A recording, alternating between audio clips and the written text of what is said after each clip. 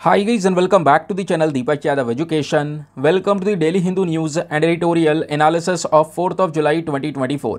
तो गाइज आज है तारीख 4 जुलाई 2024 और है थर्सडे। देखेंगे आज के द हिंदू कंप्लीट न्यूज़पेपर को एनालाइज करेंगे। बट लेक्चर में आगे बढ़ने से पहले अगर आपको इस लेक्चर का पीडीएफ चाहिए तो क्या करना है, सबसे पहले डाउनलोड करना है टेलीग्राम, देन उसके बाद जाके सर्च बॉक्स में टाइप करना Deepak Yadav education UPSC. As you can see guys आपको ये वाला चैनल मिल जाएगा, उस पर क्लिक करना और जाकर इस चैनल को ज्वाइन कर लेना। यहाँ से आप डेली बेसिस पे इस लेक्चर के पीडीएफ को डाउनलोड कर पाओगे। नाउ हमेशा की तरह हम लोग अपने लेक्चर को एक मैप के इक्वेशन के साथ स्टार्ट करेंगे। तो आज आप सभी को मैप में जाकर देखना है सरयू रिवर को कहाँ पर है एग्जैक्टली लोकेटेड, इसको अच्छे से मैप में देखना। देन उसके बाद आकर नीचे कॉमेंट सेक्शन में टाइप करना, जिससे कि आप लोग इसको लंबे समय तक याद रख पाओगे। साथ ही साथ एक क्वेश्चन सॉल्व करेंगे जो कि यूपीएससी पैटर्न के ऊपर बेस्ड है। डेली बेसिस पे हम यहाँ पर एक प्रैक्टिस क्वेश्चन को भी सॉल्व करते हैं। आपको याद होगा कल के लेक्चर में हम लोगों ने कोकिंग कोल के बारे में बात की थी। कल के न्यूज़पेपर में पेज नंबर 12 पर एक आर्टिकल प्रेजेंट था जिसको बहुत डिटेल से हमने कवर किया था। कोकिंग कोल क्या है, कहाँ कहाँ पर यूज़ किया जाता है, इसको लेकर जो ट्रेड का पूरा पर्टिकुलर कॉन्सेप्ट है वो हमने समझा था।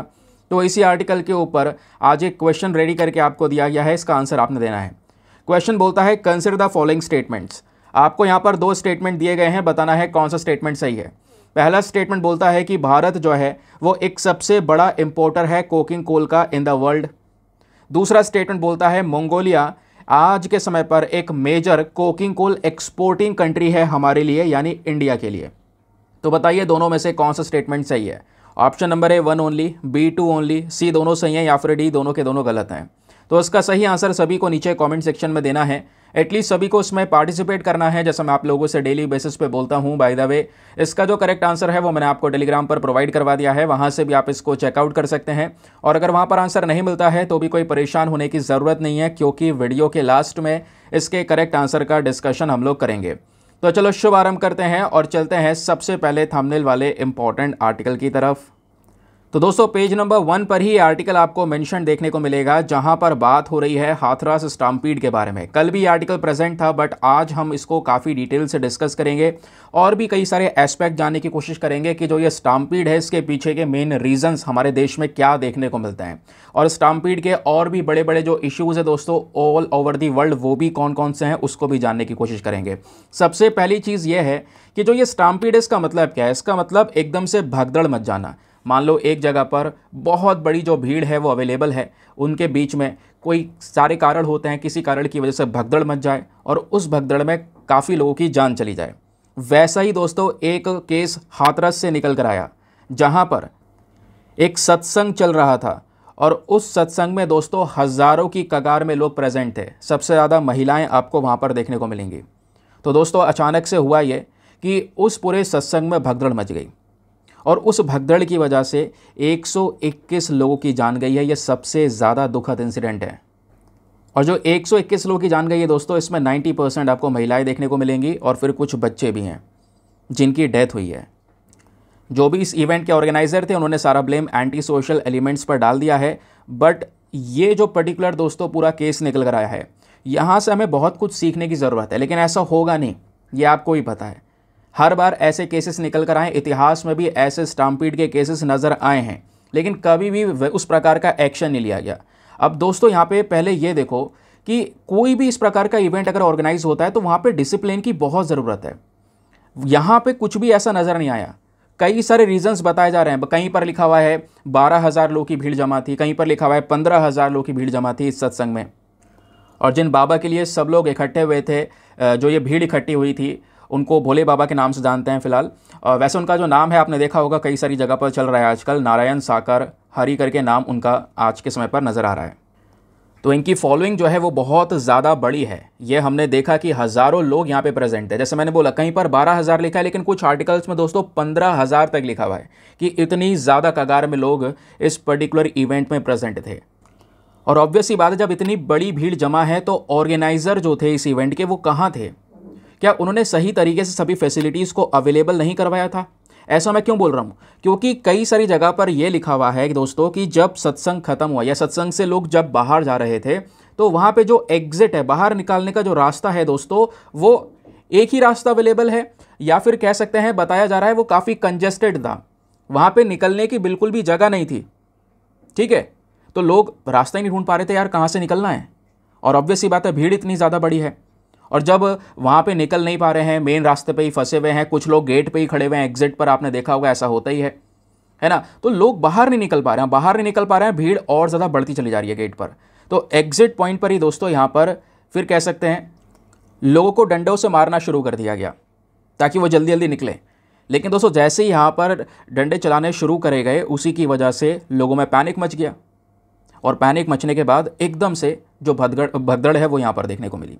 दूसरी चीज़ बताई जा रही है सफोकेशन। यहाँ पर बहुत बड़ा सफोकेशन देखने को मिला, ठीक है। मतलब इतनी ज़्यादा भीड़ जमा है यार, छोटे से जगह पर सांस ना आना, सिंपल सी बात है, कई सारे लोग और भी ब्रीथिंग प्रॉब्लम से गुजर रहे होंगे, तो ऐसा होता है। सफोकेशन भी यहाँ पर एक रीज़न बताया जा रहा है। फिर एक और सबसे बड़ी दिक्कत कि जो ऑर्गेनाइज़र, ऑब्वियस ही बात है, जब आप इतना बड़ा इवेंट करवाते हैं तो आपको एक परमिशन की ज़रूरत पड़ती है। चलिए उन्होंने बोला हमने परमिशन ली, और यहाँ पर जो एडमिनिस्ट्रेशन है वो कह रहा है ठीक है हमने परमिशन दी थी, लेकिन हमें ये नहीं पता था इतने बड़े क्राउड के लिए परमिशन ली गई है, इतने सारे लोग आएंगे। तो आपने जिस बेसिस पर परमिशन मांगी थी उसके हिसाब से ही आपको फैसिलिटीज़ वहाँ पर रखनी थी, ठीक है। ऐसा नहीं था कि यहाँ पर आपने छोटी सी जगह चुनी है और उसमें यहाँ पे आप इतने हज़ारों लोगों को रखेंगे, तो ऑब्वियस सी बात है ऐसे इंसिडेंट नज़र आएंगे। और इन सब चीज़ों में दोस्तों लोगों को भी समझना चाहिए, जब लोग एंटर कर रहे होंगे तो दिखा होगा बहुत लंबी कगार में भीड़ है, तो उस भीड़ में थोड़ा यहाँ पर उनको भी सोचना चाहिए था। फिर जो ऑर्गेनाइज़र हैं उनका मेन काम था मैनेज करना, है ना। उनको हर एक जो पॉसिबिलिटीज़ है उनको पहले से ही सोचना चाहिए था कि भाई यहाँ पर अगर ये दिक्कत हो सकती है तो उसके लिए ये सुविधा होनी चाहिए। लेकिन बिना किसी प्लानिंग के, बिना किसी यहाँ पर कह सकते हैं स्टेप्स उठाए, आप इतनी बड़ी कगार में भीड़ को मैनेज करेंगे, ये थोड़ा सा मुश्किल हो जाएगा। तो दोस्तों उसी की वजह से ये बहुत ही ज़्यादा एक कह सकते हैं भयंकर इंसिडेंट हमको देखने को मिला है। आइए दोस्तों इस केस को थोड़ा और डिटेल से एनालाइज करेंगे, कुछ पॉइंट्स यहाँ पे हम पढ़ने की कोशिश करेंगे, और लास्ट में आपको एक ओपिनियन बेस्ड क्वेश्चन मिलेगा, उसको अटेम्प्ट करने की कोशिश करना। तो हाथरस में ये केस क्या निकल कर आया वो केस मैंने आपको एक्सप्लेन कर दिया, है ना। कई सारे लोगों की जान गई, वो हमने यहाँ पर इस पूरे आर्टिकल को डिटेल से समझा। लेकिन दोस्तों यहाँ पर ये जो स्टाम्पीड के इंसिडेंट्स हैं वो ऐसे अक्सर देखने को मिलते हैं, स्पेशली जहाँ पर भी रिलीजियस गैदरिंग हो रही है। और ऐसा हो रहा है जगह जगह पर रिलीजियस गैदरिंग्स के अंदर ही दोस्तों यहाँ पर इस प्रकार के स्टाम्पीड के इंसिडेंट नज़र आ रहे हैं। ये कोई पहला इतना ज़्यादा भयानक स्टाम्पीड नहीं देखने को मिला। यहाँ पे 121 लोगों की जान गई है। दोस्तों ये जानें बहुत ही ज़्यादा वैल्यूएबल है, एक आम इंसान की जान इतनी कॉमन नहीं हो सकती। फिर दूसरी चीज़ यहाँ पे अगर आप देखेंगे, ऐसे इंसिडेंट इतिहास में देखें तो अगर पूरे वर्ल्ड में देखें, रशिया में ऐसा ही एक स्टाम्पीड बहुत भयंकर देखने को मिला था। अभी उसके बारे में बताऊँगा, लगभग 1000 लोगों की जान गई थी उस भगदड़ में। लेकिन जैसे मैंने बोला, इतिहास में सब कुछ हो रहा है, क्या हम उससे सीख रहे हैं? नहीं। और ये जो इंसिडेंट हुआ है दोस्तों, मेरा मानना है कि इससे भी कुछ नहीं सीखने वाले, आगे फिर ऐसे केसेस नज़र आने वाले हैं। अभी क्या है, 79% जितने भी इस प्रकार के भगदड़ के केसेस हुए हैं भारत में 1954 से लेकर 2012 के बीच में, ये सब रिलीजियस गैदरिंग्स के दौरान हुए हैं, जहाँ पर लोग इकट्ठे हुए हैं सारे के सारे। कोई फेस्टिवल हो गया, कोई रिलीजियस फेस्टिवल हो गया, या कोई इस प्रकार का इवेंट चल रहा है जैसा अभी देखने को मिला, तो उसी दौरान यहाँ पर सबसे ज़्यादा प्रॉब्लम्स हुई हैं। अब बात यह है कि आपको जब भी मान लो कुछ चीज़ लिखने के लिए आ गई, आपको कुछ पूछा जा रहा है स्टाम्पीड के बारे में, तो आप क्या लिख सकते हैं? स्टाम्पीड को दोस्तों कई सारे और भी लोगों ने डिफाइन किया है कि भाई एक impulsive mass movement of a crowd, एक भयंकर तरीके से भगदड़ मच जाना क्राउड में, जिसकी वजह से इंजरीज और डेथ यहाँ पर लोगों की हो जाती हैं। समझ गए? एक कह सकते हैं कि डिसरप्शन होना, यानी कि जिस तरीके से क्राउड को मैनेज कर रखा है उसके ऑर्डर में डिसरप्शन क्रिएट होना, जिसकी वजह से लोगों को इंजरीज हो रही हैं, लोगों की जान जा रही है, वो आपका स्टाम्पीड कहलाता है। उसको सिंपल भाषा में भगदड़ ही बोला जाता है। अब क्वेश्चन यहाँ पर यह आता है कि ये जो हमने हाथरस वाला केस देखा था, उसके पीछे कई सारे कारण थे स्टाम्पीड के। अब यहाँ पर जो दोस्तों बताया जा रहा है कि कहीं पर भी मान लो किसी भी जगह पर भी इस प्रकार से भगदड़ मचती है किसी भी कारण की वजह से, तो उसके पीछे कई सारे रीजंस होते हैं। जैसे पहला रीजन होता है ट्रॉमेटिक एस्फेशिया। इसमें वही जैसे मैंने बोला सफोकेशन होने लगता है ना। बहुत ज़्यादा बड़े लेवल पर भीड़ आपने इकट्ठी कर दी, और वो भी छोटे से जगह पे लोग बिल्कुल चिपक कर खड़े हुए हैं, बैठे हुए हैं आपस में, और एकदम से यहाँ पर क्या हो रहा है, सफोकेशन हो रहा है, ब्रीथिंग में लोगों को प्रॉब्लम्स हो रही है, कई ऑलरेडी प्रॉब्लम से सफ़र कर रहे होंगे। तो इसकी वजह से दोस्तों यहाँ पर क्या है, अगेन 2-4 लोग अगर कि यहाँ पर अगर इस तरीके से बेहोश होने लगते हैं या उनकी जान चली जाती है, तो उसकी वजह से भी एक भगदड़ वाला केस हमको देखने को मिलता है। उसके अलावा स्टाम्पीड के कई सारे और केसेस नज़र आ सकते हैं, जैसे यहाँ पर कह सकते और कई सारे कारण नज़र आ सकते हैं, जैसे हार्ट अटैक होना, है ना। उसके अलावा जो स्पेशली लोगों की जान जा रही है उसके पीछे कारण हार्ट अटैक हो सकता है, क्योंकि जब एकदम से भगदड़ मचेगी, कई सारे लोग होते हैं दिल से बहुत कमज़ोर होते हैं, वो घबरा जाएंगे ये सब कुछ देख के, है ना, तो उनको यहाँ पर ये प्रॉब्लम हो सकती है। इंटरनल ऑर्गन्स में इंजरी हो सकती है, हेड इंजरीज हो सकती हैं, हेड इंजरी सर पे कोई चोट लग सकती है जिसकी वजह से इंसान की जान जा सकती है। तो दोस्तों यहाँ पर ये सभी चीज़ें आपको नजर आएंगी कि स्टाम्पीड की जो कैजुअलिटीज़ होती है, यानी कि लोगों की जो जान जाती है किसी भगदड़ में, तो ये सारे मेन रीजंस होते हैं जिसकी वजह से ये हमको देखने को मिलता है। ठीक है, अब बात आती है ये स्टाम्पीड के पीछे का कारण क्या है। मान लीजिए एक बहुत बड़ी जगह है, यहाँ पर बड़े लेवल पर भीड़ इकट्ठी है, ठीक है, आपने किसी हॉल में किसी इवेंट को ऑर्गेनाइज़ किया है, मान लो वहाँ पर लाइट चली जाए या लाइट की कमी हो, है ना। उसके अलावा मान लीजिए कोई आसपास इवेंट है, पुल है, बिल्डिंग है, वो कॉलेप्स कर जाए, है ना, या फिर कहीं पे जो बैरियर्स है वो कॉलेप्स कर जाए, किसी बिल्डिंग में हो रहा है वहाँ पर कोई प्रॉब्लम हो जाए, या आपने कोई एग्जिट पॉइंट रखा है, जैसे अभी हाथरस वाला केस हुआ था, आपने एग्जिट पॉइंट प्रॉपर रखा ही नहीं, भाई यहाँ पर अंदर भगदड़ मच रही है और आपने एग्जिट पॉइंट बंद कर रखा है, तो अगेन लोग कहाँ से निकलेंगे बाहर। आपको ये तो ध्यान रखना चाहिए, मान लीजिए कहीं पर भी अगर इस प्रकार का इवेंट ऑर्गेनाइज हो रहा है तो कम से कम चारों ही जगह पर, या फिर कम से कम अगर कोई मान लीजिए चारों जगह पे रास्ते नहीं है तो 2-4 जगह पर आपने ऐसे एग्जिट पॉइंट्स रखने होंगे, जिससे अगर कोई ऐसा केस होता है तो जल्द से जल्द लोगों को बाहर निकाला जा सके, जो कैजुअलिटीज़ है वो ना के बराबर हो, कम से कम हो। ये हमें सोचना पड़ता है पहले ही किसी इवेंट को ऑर्गेनाइज करवाने से पहले, लेकिन क्या हो रहा है, कुछ भी नहीं सोचा जा रहा है, ऐसे ही यहाँ पर सारे काम हो रहे हैं। ये हो गया।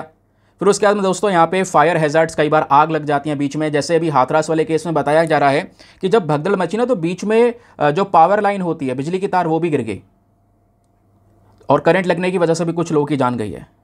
तो बीच में ऐसी प्रॉब्लम्स इकट्ठी हो जाती हैं, तो ये मेन रीज़न बन जाते हैं इस स्टाम्पीड के पीछे के, या इसमें जो कैजुअलिटीज़ हो रही हैं उसके पीछे के। अब क्वेश्चन यह है कि हम इनको कैसे रोक सकते हैं, क्या क्या चीज़ें हमें फॉलो करनी चाहिए, ये भी ध्यान रखना होगा। सबसे पहले जो एंट्री है भैया उसको कंट्रोल रखो, ये सही बात है, मैं पहले ही और स्टार्टिंग से बोल रहा हूँ, भाई ज़्यादा लोग आएंगे, आपको ऐसा लग रहा है तो आपको थोड़ा बड़ा एरिया लेना होगा, लोगों के पास में अच्छा खासा स्पेस होना चाहिए। ऐसा ना हो छोटे से जगह में आपने इतने लोग भर दिए कि लोग यहाँ पर बैठ भी नहीं पा रहे सही से, तो ये एक प्रॉब्लम है। एंट्री को आपने थोड़ा कंट्रोल वे में मेजर करना होगा।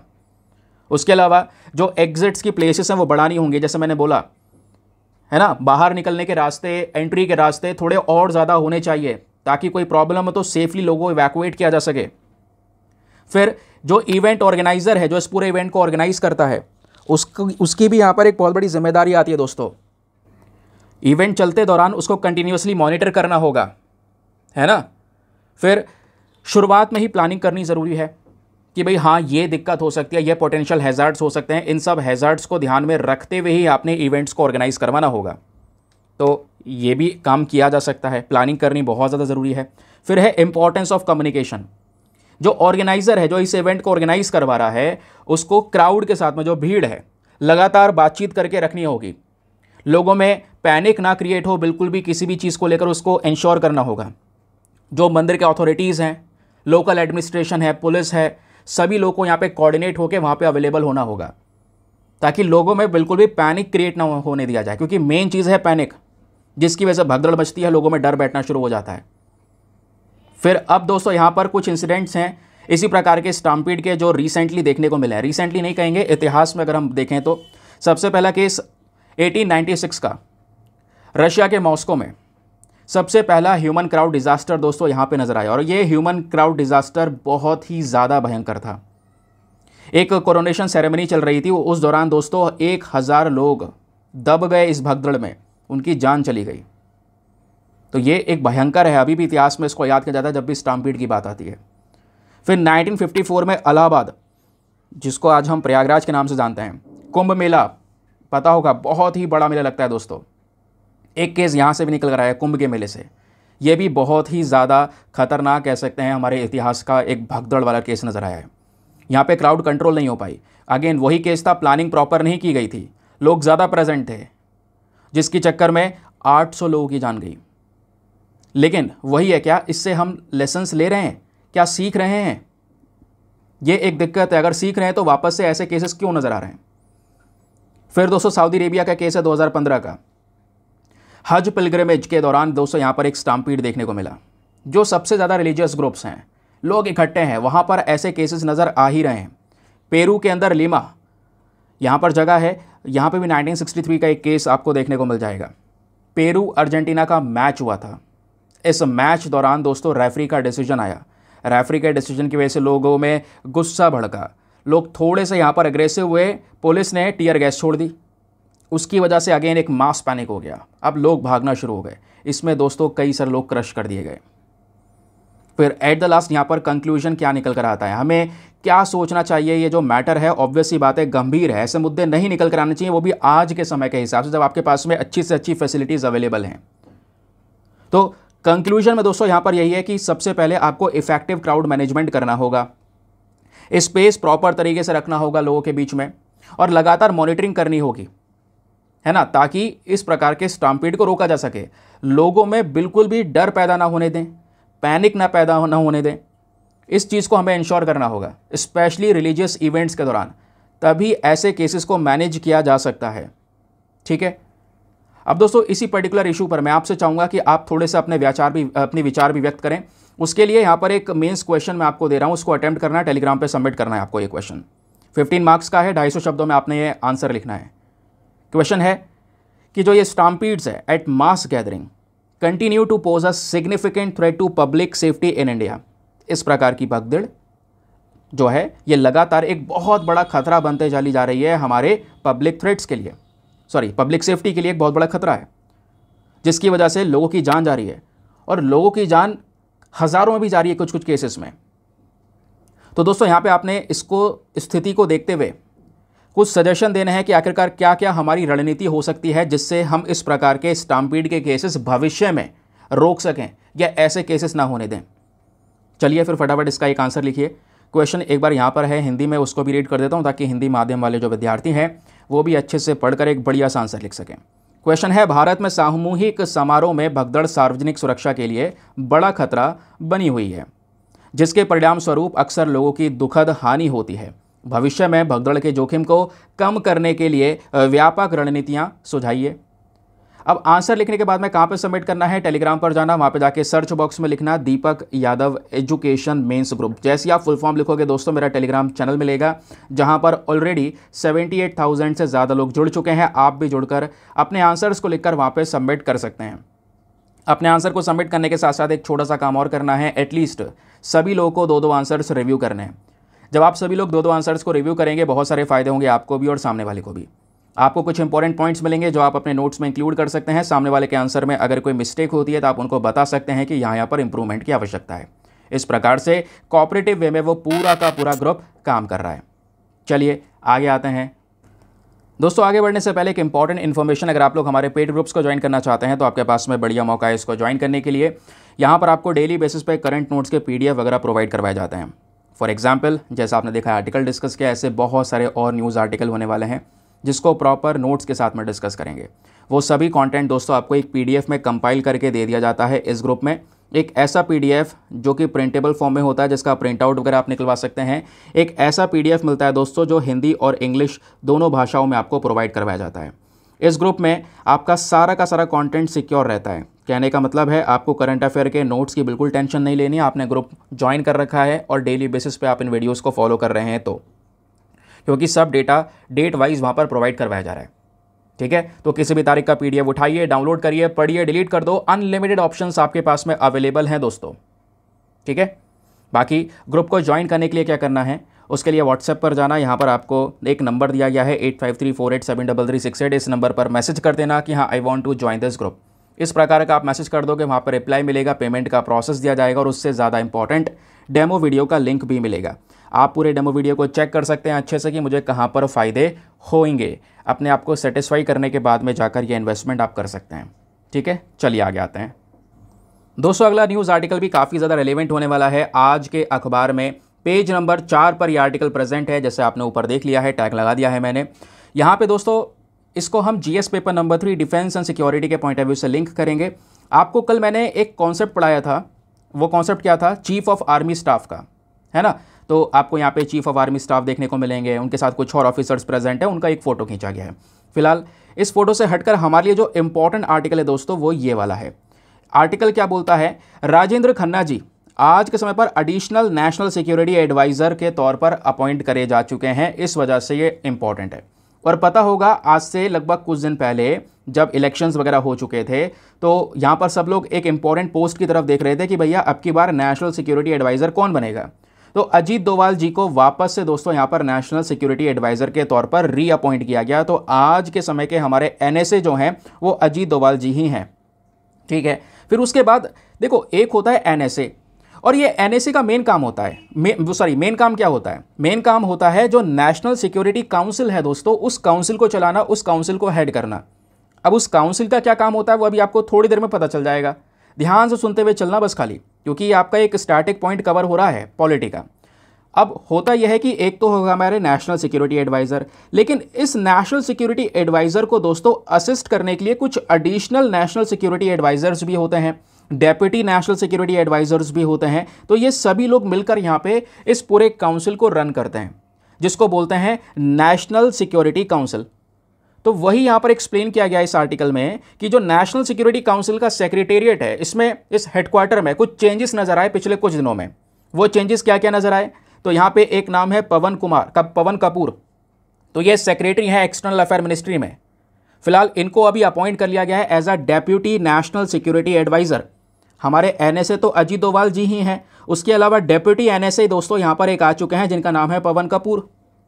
फिर साथ ही साथ में राजेंद्र खन्ना एक इंपॉर्टेंट नाम कल निकल कर आया, जिनको मतलब ये डेप्यूटी एनएसए ऑलरेडी थे, डेप्यूटी नेशनल सिक्योरिटी एडवाइज़र की पोस्ट पर थे, प्लस साथ ही साथ में जो रॉ हमारी बॉडी है रिसर्च एंड एनालिसिस विंग, उसके फॉर्मर चीफ भी रह चुके हैं। नाउ इनको प्रमोट कर दिया गया है। अब ये डेप्यूटी के पद पर थे तो प्रमोट करके इनको एडिशनल नेशनल सिक्योरिटी एडवाइज़र बना दिया है। तो क्वेश्चन बने एनएसए कौन है नेशनल सिक्योरिटी एडवाइज़र, तो वो है अजीत डोभाल जी। और यहीं पर एक और प्रश्न बन जाए वनडे एग्जामिनेशन में कि एडिशनल एनएसए कौन है। अब यहाँ पर बिल्कुल भी कंफ्यूज मत होना, ये एडिशनल एनएसए है राजेंद्र खन्ना जी, ठीक है, क्लियर हो गया। अभी तक कोई ऐसा एडिशनल वाला पोस्ट नहीं हुआ करता था, अब की बार ये चेंजेस करे गए, एडिशनल वाला पोस्ट भी यहाँ पर दोस्तों ऐड कर दिया गया है। फिर इन चेंजेस के साथ साथ यहाँ पे कुछ और एडिशनल एनएसए होने वाले हैं, 3 डेप्यूटी एनएसएज होने वाले हैं जो सब के सब काम करेंगे हमारे अजीत डोभाल जी के अंडर में, जो कि मेन नेशनल सिक्योरिटी एडवाइज़र हैं। मैटर क्लियर हो गया कि आखिरकार चल क्या रहा है चर्चाओं में, न्यूज़ समझ में आ गई अखबार की। अब दोस्तों अखबार को इसी तरीके से पढ़ा जाता है, लेकिन ये तो आपने केवल न्यूज़ पढ़ लिया, क्या इसमें से कुछ ऐसी चीज़ आपको नज़र आ रही है जो एग्जाम में पूछी जा सकती है? कहोगे नहीं ऐसा कुछ तो कुछ नहीं लग रहा है यार, नाम पूछा जा सकता है। हाँ, नाम स्पेशली वनडे एग्जामिनेशन में पूछा जाएगा, यूपीएससी नाम नहीं पूछता है। अगर आप प्रीवियस ईयर क्वेश्चन देख रहे हैं तो उसके हिसाब से मैं आपको बता रहा हूँ, आगे कुछ भी हो सकता है, तो उसके लिए मैं नाम ऑलरेडी बता के चल रहा हूँ आपको। अब जो पूछा जा सकता है दोस्तों वो है नेशनल सिक्योरिटी एडवाइज़र की पोस्ट। ये पोस्ट क्या है, ये काउंसिल क्या है, इस काउंसिल का मेन काम क्या है, क्यों हमने ये काउंसिल बनाया, ये रीजंस हैं, बेसिक रीजंस जानने के। चलिए आइए समझते हैं कि आखिरकार हमने ये सब क्यों किया है। तो दोस्तों नेशनल सिक्योरिटी एडवाइज़र वो पर्टिकुलर पोस्ट है जिस पे एक पर्सन को अपॉइंट किया जाएगा और वो व्यक्ति हमारे national security council of India का एक सीनियर ऑफिशियल बनकर आएगा, यानी उस काउंसिल का हेड होगा। अब सवाल यह है इसका काम क्या है, नाम से पता चल रहा है आपको सिक्योरिटी काउंसिल, सिक्योरिटी एडवाइज़र। ये पर्टिकुलर जो बॉडी है दोस्तों ये बेसिकली हमारे देश की सुरक्षा की बात करती है, हमारे देश की सिक्योरिटी पॉलिसी को लेकर बात करती है, और साथ ही साथ में अब सिक्योरिटी का मैटर जो है जितना भी होगा उसको डिस्कस करके ये सारे के सारे एडवाइस हमारे प्रधानमंत्री को देते हैं कि भाई यहाँ पर हमारे देश की सिक्योरिटी के लिए ये चीज़ें करनी चाहिए, आपको हम यहाँ पर ये विचार दे रहे हैं, प्रधानमंत्री उस पर सोचते हैं, ठीक है। तो इस वजह से जो एनएसए होते हैं ये एक चीफ एडवाइज़र होते हैं to the prime minister of India. कौन से मैटर को लेकर, देश की सुरक्षा के मैटर को लेकर, ठीक, समझ गए। अब अजीत डोभाल जी आज के समय पर करंट एनएसए हैं, ये हम डिस्कस कर ही चुके हैं। और ये जो पोस्ट होती है एनएसए की दोस्तों, इनको बहुत सारी पावर दी जाती हैं। एनएसए बहुत ही पावरफुल ऑफिस होता है पूरे भारत सरकार में, और जितने भी एनएसएज होते हैं दोस्तों इनको अपॉइंट किया गया है लगभग 1998 के बाद से, क्योंकि 1998 के बाद ही यहाँ पर इस प्रकार की पोस्ट बनाई गई थी, है ना। अब क्वेश्चन यह है कि ठीक है चलो पोस्ट बना दी, अजीत डोभाल जी को यहाँ पर इस पोस्ट पर रखा है, उनके अंडर में कई सारे एडिशनल एनएसएज और डेप्यूटी एनएसएज हैं। तो क्वेश्चन यह है कि नेशनल सिक्योरिटी एडवाइज़र का मेन रोल क्या होता है, इनका मेन कार्य क्या होता है, काम क्या होता है। तो एनएसए को दोस्तों यहाँ पर एक टास्क मिलता है कि वो रेगुलर बेसिस पर हमारे प्रधानमंत्री को एडवाइस करेंगे हमारे देश की सिक्योरिटी से संबंधित इश्यूज पर। देश में कोई एक्सटर्नल थ्रेट है, बाहर से कोई खतरा है, उससे संबंधित मैटर्स को लेकर हमारे प्रधानमंत्री को बताएंगे। समझ गए? उसके अलावा जो भारत का एनएसए होता है, ये प्रधानमंत्री का एक स्पेशल एडवाइजर का काम करता है रिगार्डिंग चाइना एंड पाकिस्तान, है ना। चाइना हो गया, पाकिस्तान हो गया या इजराइल की सिक्योरिटी अफेयर्स हो गए, तो उसको लेकर भी यहाँ पर ये स्पेशली एडवाइस करते हैं। एनएसए जो है दोस्तों एक ऐसा पोस्ट है, जैसे मैंने आपको बताया, बहुत ही पावरफुल है। इनको सभी इंटेलिजेंस सौंप दिया जाता है। कहने का मतलब है रॉ हो गया, IB, NTRO, MI, DIA, NIA, सारी इंटेलिजेंस इनके पास में है ना। तो इनकी रिपोर्ट्स वगैरह सब कुछ एनएसए के पास में आती है। एनएसए क्या करता है, वो सिक्योरिटी एडवाइजर सारी रिपोर्ट्स को देखता है, कोऑर्डिनेट करता है, देन उसके बाद में सबका एनालिसिस करके हमारे प्रधानमंत्री को प्रेजेंट करता है। अब क्वेश्चन यह है कि भैया ये सब काम अकेले नहीं करेंगे, भैया अकेले करना मुश्किल है, तो एनएसए को सपोर्ट करने के लिए, असिस्ट करने के लिए डेप्यूटी नेशनल सिक्योरिटी एडवाइजर्स होते हैं, जिसकी बात अभी हम कर रहे थे। अब की बार एएनएसए भी आ चुका है, एडिशनल नेशनल सिक्योरिटी एडवाइजर। ठीक है। अब दोस्तों यहाँ पर ये जो पूरा का पूरा ग्रुप है, इतने सारे लोग जो इकट्ठे हो चुके हैं, ये सब इंटर मिनिस्ट्रियल कोऑर्डिनेशन भी करते हैं। यहाँ पे अलग अलग मंत्रालय के जो मिनिस्टर्स दोस्तों वो भी आपस में मिलकर बातचीत करते हैं, क्योंकि बात है यहाँ पर देश की सिक्योरिटी की। तो इस वजह से इस पूरे ग्रुप मेंबर्स में एनएसए, उसके अलावा कह सकते हैं कि डेप्यूटी एनएसए, ये सब तो होंगे। उसके अलावा भी कुछ और इंपॉर्टेंट मेंबर्स होंगे, जैसे नीति आयोग के वाइस चेयरमैन हो गए, कैबिनेट सेक्रेटरी हो गए, 3 मिलिट्री चीफ्स होंगे, रिजर्व बैंक ऑफ इंडिया के गवर्नर होंगे, फॉरेन सेक्रेटरी होंगे, होम सेक्रेटरी होंगे, फिनांस सेक्रेटरी होंगे, डिफेंस सेक्रेटरी होंगे। ये सभी लोग दोस्तों यहाँ पर इंक्लूड होते हैं इस ग्रुप में। फिर वो डिस्कशन करते हैं देश की सिक्योरिटी से संबंधित मैटर्स के ऊपर में। समझे? अब ये सब लोग होते कहाँ हैं? अभी मैं बार बार एक वर्ड यूज़ कर रहा था, नेशनल सिक्योरिटी काउंसिल, क्योंकि ऑब्वियस ही बात है एनएसए केवल बना देंगे, वो कौन से ऑफिस को मैनेज करेगा? वो इसी काउंसिल को मैनेज करने का काम करेगा। ठीक है। अब दोस्तों national security council of India जो है, ये एक एग्जीक्यूटिव गवर्नमेंट एजेंसी है, सरकारी एजेंसी है, और मेन काम इनका यही है कि प्रधानमंत्री को एडवाइस करना। बार बार वही मैटर है, क्योंकि ऑब्वियस ही बात है एनएसए का वो काम है कि प्रधानमंत्री को नेशनल सिक्योरिटी पर एडवाइस देना, तो काउंसिल का भी वही काम होगा मेनली, क्योंकि उस काउंसिल को चेयर तो ऑब्वियस ही बात है एनएसए ही कर रहे हैं ना। अब क्वेश्चन यह है, काउंसिल बनाया कब गया था? इसको बनाया गया था हमारे जो फॉर्मर प्राइम मिनिस्टर हैं अटल बिहारी वाजपेयी जी, उनके थ्रू 19 नवंबर 1998 में। ठीक है। और 1998 में जब ये पहली बार एनएसए बना, तो जो सबसे पहले नेशनल सिक्योरिटी एडवाइजर बने थे दोस्तों, तो वो थे ब्रजेश मिश्रा साहब। ये हमारे देश के फर्स्ट नेशनल सिक्योरिटी एडवाइजर है, तो इनका नाम भी वनडे एग्जामिनेशन के पॉइंट ऑफ व्यू से ध्यान रखना। क्लियर हो गया? अब क्वेश्चन यहां पर यह आता है कि एनएसए से पहले, मतलब ये काउंसिल बना है 1998 में, तो क्या उससे पहले हम देश की सुरक्षा की बात नहीं करते थे क्या? उससे पहले कोई बॉडीज नहीं थी? उससे पहले ये सब काम कैसे होता था? तो दोस्तों जब एनएससी बना 1998 में, तो उससे पहले जो ये सारी एक्टिविटीज़ है, वो हमारे एक प्रिंसिपल सेक्रेटरी देखा करते थे कि देश की सिक्योरिटी की वो बात किया करते थे, और वो सारी की सारी चीज़ें प्रधानमंत्री को प्रेजेंट किया करते थे। बट अब एक काउंसिल है जिसको लीड कर रहे हैं कई सारे व्यक्ति। अब जो हमारा नेशनल सिक्योरिटी काउंसिल है दोस्तों, ज़रा इसके मेंबर्स के बारे में बात कर लेते हैं, क्योंकि कई बार क्वेश्चन जो काउंसिल होते हैं, कमीशंस होते हैं, उनके मेंबर्स के बारे में पूछा जाता है। तो काउंसिल में सिंपल सी बात है, एनएसए, डेप्यूटी एनएसए ये तो होंगे ही भैया, क्योंकि उन्हीं के लिए काउंसिल बनाई गई है। उसके अलावा मिनिस्ट्री ऑफ डिफेंस के लोग, external affair, home affairs, finance ministry, vice chairman of NITI Aayog, ये सब भी दोस्तों इस पर्टिकुलर काउंसिल के मेंबर्स होते हैं। ठीक है। और साथ ही साथ बताया गया जो हमारे प्रधानमंत्री हैं दोस्तों, वो कभी भी इस एनएससी की मीटिंग को चेयर कर सकते हैं। मान लो कोई टेंशन क्रिएट हो गया किसी देश के साथ में, जैसे पाकिस्तान के साथ में जब टेंशन क्रिएट हुई है ना, तो उसके बेसिस पर यहाँ पर प्रधानमंत्री ने एनएससी की पूरी मीटिंग बैठा ली। तो ऐसे स्पेशल ओकेजन्स पर ये मीटिंग बैठा सकते हैं। और प्लस क्या इसमें दूसरे मेंबर्स आ सकते हैं इस काउंसिल में? हाँ, ये भी बताया गया। एक प्रोविजन ये भी है कि जो दूसरे मेंबर्स हैं दोस्तों, उनको भी इनवाइट किया जा सकता है इनकी मंथली मीटिंग्स के अंदर में। लेकिन कब? जब हमें ज़रूरत महसूस होगी। जब ज़रूरत नहीं होगी तो सिंपल सी बात है, क्यों ही बुलाएंगे उन्हें। ठीक है, ये बात दोस्तों क्लियर हो गई। तो ये था हमारा पर्टिकुलर आर्टिकल। आपको अच्छी समझ में आ रहा है? तो न्यूज़पेपर को ऐसे आपने तोड़ना है। पहला आर्टिकल हमने पढ़ा, उसके पीछे का कई सारा डेटा देखा। दूसरा आर्टिकल पढ़ा, ये यहाँ पर आपने बैकग्राउंड डेटा पता होना चाहिए। करंट को स्टैटिक से लिंक करना इसे ही बोलते हैं। और इसी बात पे मेक श्योर करना, वीडियो पे लाइक का बटन है उसको प्रेस कर दो। 5000 लाइक्स का टारगेट होता है, आप सभी ने अचीव करना है। पिछले 2 दिनों से मैंने वीडियो की क्वालिटी बहुत ज़्यादा एनहेंस कर दी है। कई लोग मुझे खुद पर्सनली मैसेज कर रहे हैं, सर अब लग रहा है न्यूज़पेपर एनालिसिस हो रहा है। और वीडियो के साथ साथ हम अखबार पढ़ रहे हैं खुद, तो हमें और मज़ा आ रहा है।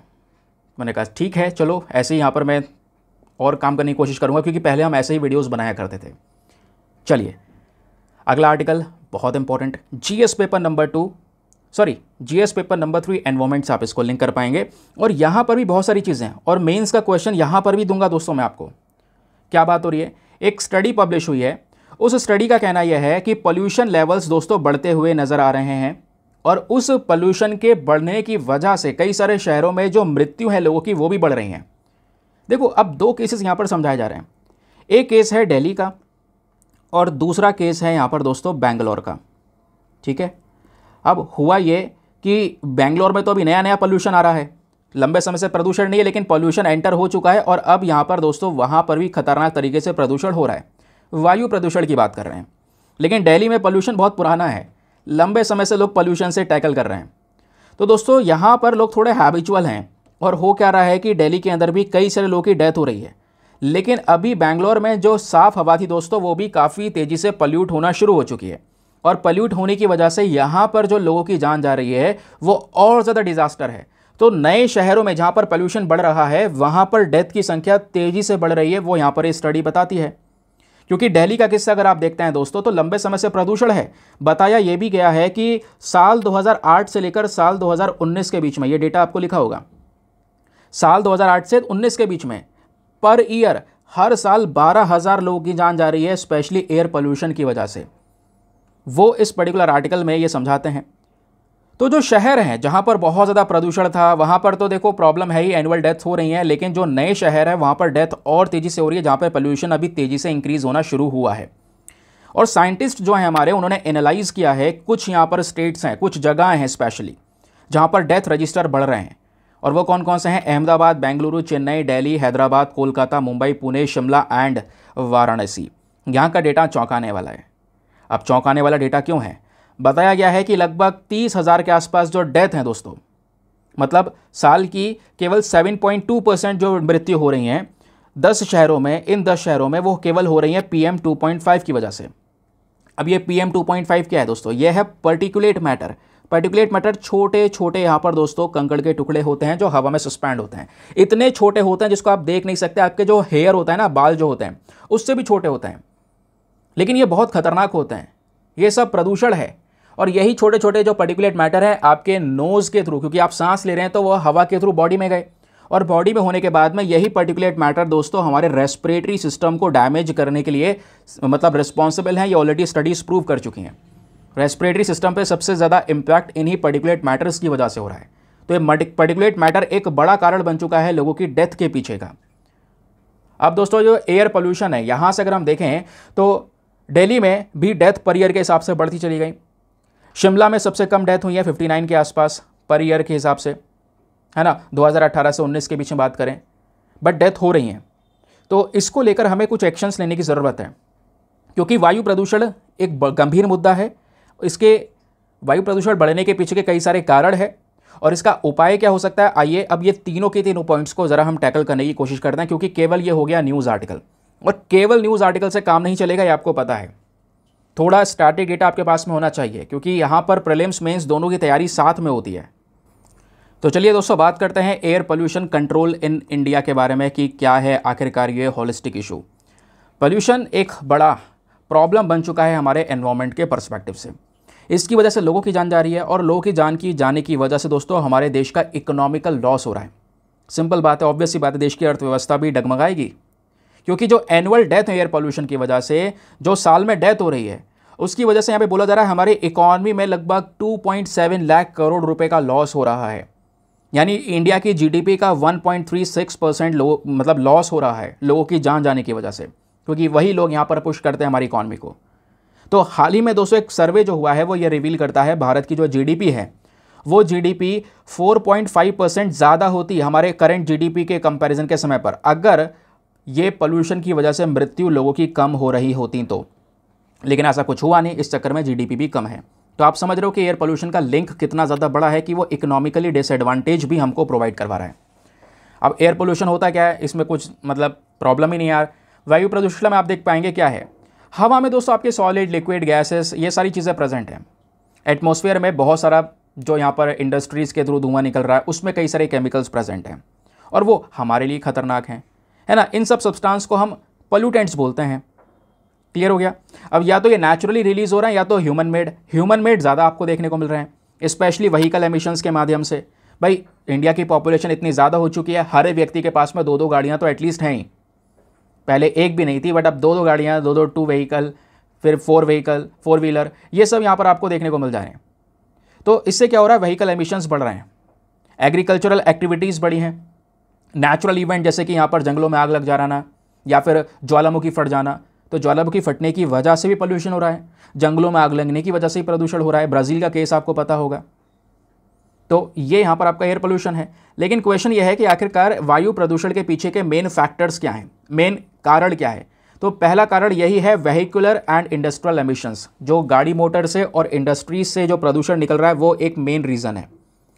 तो दोस्तों यहाँ पर इन सभी जगह से carbon monoxide, nitrogen oxide, non methane volatile organic compounds और प्लस जो प्राइमरी पोल्यूटेंट्स हैं, ये सभी चीज़ें निकलती हुई आ रही हैं। और जैसे इंडस्ट्री हो गई हमारे देश में, आयरन और स्टील की इंडस्ट्री हो गई, उसके अलावा sugar, paper, cement, fertiliser, copper, aluminium की इंडस्ट्रीज हो गई। इन सभी इंडस्ट्रीज से दोस्तों पार्टिकुलेट मैटर रिलीज हो रहा है, sulphur oxide, nitrogen oxide and carbon dioxide जैसे एमिशंस यहाँ पर निकल रहे हैं। ये सब हार्मफुल गैसेस हैं जो कि हमारे लिए काफ़ी खतरनाक हैं। बताया गया रोड ट्रांसपोर्टेशन की वजह से ही इंडिया का जो एनर्जी रिलेटेड कार्बन एमिशन है उसका 12% एमिशन केवल रोड ट्रांसपोर्टेशन से आ रहा है। तो अगेन ये एक कंसर्निंग सिचुएशन है। तो मेन पहला फैक्टर यह है वो जगह जहाँ से एयर पोल्यूशन सबसे ज़्यादा हो रहा है। दूसरा है सॉलिड वेस्ट बर्निंग। एक रिपोर्ट आई है टेरी की फुल फॉर्म है the energy and resource institute. उस रिपोर्ट के अकॉर्डिंग ये बताया गया कि भारत दोस्तों हर साल 62 मिलियन टन्स के आसपास कूड़ा जनरेट कर रहा है और इस कूड़े का अच्छा खासा पोर्शन जला दिया जाता है ओपनली। जलाने की वजह से उसमें से बहुत सारे पॉल्यूटेंट्स रिलीज होंगे या नहीं होंगे? बिल्कुल होंगे। आपने सॉलिड वेस्ट को ओपनली बर्न कर दिया, इसमें से अगेन पार्टिकुलेट मैटर, डाइऑक्सिन्स, फुरान जैसे केमिकल्स यहाँ पर रिलीज होंगे जो इंसान के लिए कैंसर जैसा कारण बन सकते हैं। फिर बात आती है स्टबल बर्निंग एंड दूसरे एग्रीकल्चरल एक्टिविटीज़ की। तो दोस्तों यहाँ पर स्टबल बर्निंग आपको पता है, जो पराली को जलाया जाता है, जब खेती हो जाती है, फसल कटाई हो जाती है, तो उसके बाद जो यहाँ पर बचती है उसको जला दिया जाता है ना। तो उसको जलाने की वजह से भी बहुत सारा पोल्यूशन हो रहा है। स्पेशली पंजाब, हरियाणा और यूपी में स्टबल बर्निंग होती है और उस स्टबल बर्निंग की वजह से एयर पोल्यूशन हो रहा है। वही दोस्तों प्रदूषण जो है हवा के रास्ते जो दिल्ली वाला रीजन है वहाँ पर पहुँच जाता है। तो इस चक्कर में दिल्ली में पोल्यूशन बढ़ने का कारण यहाँ पर एक स्टबल बर्निंग भी बताया चला जाता है। फिर इसके पीछे दोस्तों एक और रीज़न है, वो है डोमेस्टिक कुकिंग एंड हीटिंग। ये भी एक मेन रीज़न है। लगभग 62 से 65% जो भारत के रूरल हाउस होल्ड्स हैं, है ना, स्पेशली गांव में जो यहाँ पर घर हैं दोस्तों, वो अभी भी वहाँ पर भी अभी भी मैक्सिमम ऐसे घर देखने को मिलेंगे जहाँ पर सॉलिड फ्यूल पे खाना पक रहा है। बायोमास, कोयला, केरोसिन, इनका इस्तेमाल किया जा रहा है कुकिंग के लिए या दूसरे हीटिंग पर्पजेज़ के लिए। तो ये जो फ्यूल्स है दोस्तों ये सही से जल नहीं पाते, इसमें से बहुत सारे हार्मफुल पोल्यूटेंट्स निकलते हैं। Again particulate matter, carbon monoxide and volatile organic compound जैसी चीज़ें इसमें से रिलीज होती हैं। फिर यहाँ पर एक और कारण है, वो है कोल बेस्ड पावर प्लांट्स। अब ये जो coal based thermal power stations हैं, यहाँ से बिजली मिल रही है हमको, लेकिन वो बिजली बिना कोयले के बन सकती है? नाम ही इसका कोल बेस्ड पावर प्लांट है, तो कोयले के बिना ये चलेगा ही नहीं। तो कोयले से ही दोस्तों यहाँ पर काम हो रहा है। तो कहोगे तो बिजली का यूज़ तो आज सब जगह पे हो रहा है ना, लेकिन दोस्तों बात यह है कि यहाँ पे पोल्यूशन को कंट्रोल किया जा सकता है। वो टेक्नोलॉजीज़ हमारे पास में है। आज से कुछ दिन पहले मैंने एक आर्टिकल डिस्कस किया था जहाँ पे आपको बताया था कि जो ये पावर प्लांट हैं इनमें ये चीज़ें लगाकर पोल्यूशन को रोका जा सकता है। लेकिन यहाँ पर दोस्तों कई सारे पावर स्टेशन ऐसे हैं जहाँ पर कोई भी पोल्यूशन कंट्रोल टेक्नोलॉजी नहीं है और इसके ना होने की वजह से इन पावर प्लांट से sulphur dioxide, oxides of nitrogen, particulate matter जैसी चीज़ें रिलीज़ हो रही हैं। तो ये है यहाँ पर एक मेन कारण एयर पोल्यूशन का। फिर है इम्प्रॉपर यूज़ ऑफ पायरोलिसिस, ये भी एक मेन रीज़न है। अब ये क्या है ज़रा इसको समझिएगा दोस्तों। पायरोलिसिस बेसिकली यहाँ पर एक ऐसी टेक्निक है जो कि क्या करती है, जहाँ पर हम अपने सिंथेटिक मटेरियल को ब्रेक डाउन कर रहे हैं। कहने का मतलब है बड़ा टायर हो गया, टायर है आपके पास में, आपने टायर को जला दिया, टायर जलाकर एनर्जी प्रोड्यूस कर रहे हैं। कहीं ईंटों के भट्टों में ये हो रहा है कि जो टायर वगैरह है वो सब उसमें डाल देते हैं और उसको यहाँ पर जला देते हैं। जबकि दोस्तों यहाँ पे नेशनल ग्रीन ट्राइब्यूनल ने क्या किया, साल 2014 में ही जो ये टायर्स को जलाने का पूरा प्रोसेस चल रहा था उसको यहाँ पर कंट्रोल किया कि भाई यहाँ पर आप ये नहीं कर सकते, टायर को जलाकर एनर्जी बना रहे हो, यहाँ पर एज अ फ्यूल यूज़ करने की कोशिश कर रहे हो, आप ये देखो उससे प्रदूषण कितना गहरा हो रहा है। तो वो टेक्निक को भी दोस्तों कंट्रोल लगाया गया। तो ये मेन फैक्टर्स आपको देखने को मिलेंगे बिहाइंड द एयर पोल्यूशन। अब बात ये आती है कि जब इतना सब कुछ है, इंडिया एयर पोल्यूशन को क्यों नहीं कंट्रोल कर पाया?